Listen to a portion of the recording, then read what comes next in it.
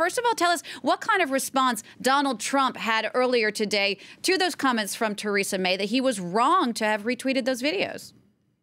Yeah, his comments came during the night. It was pretty much his last tweet of what was a very packed day of controversial tweets from the US president. He addressed one directly to Theresa May, said that she should concentrate on radical Islamic terrorism at home in the United Kingdom. That is, telling her that we, the United States, are doing just fine. That is a pretty extraordinary thing to see, a tweet directly addressed to the UK Prime Minister, to one of the United States' closest allies. The special relationship, according to Theresa May, is doing just fine. She, as you said, and as you just saw, spoke in Jordan. She says that the relationship is still the same, but the United Kingdom is not afraid to call out the United States and say something when the United States is wrong and when the president himself is wrong. This, according to her, is the case this time around. The White House, though, ever since these retweets were sent, ever since that retweet button was pushed by Donald Trump,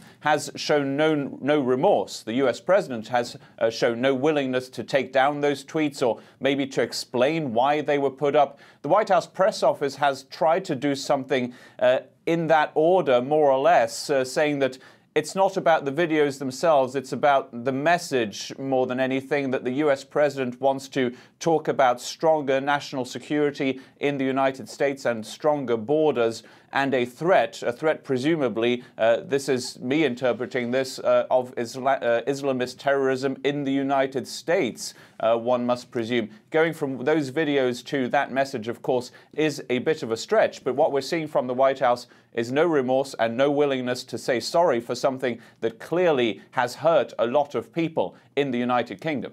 And indeed, Philip, it really gets into some extraordinary comments, because didn't the White House press secretary, and correct me if I'm wrong, say it doesn't matter if the videos are real?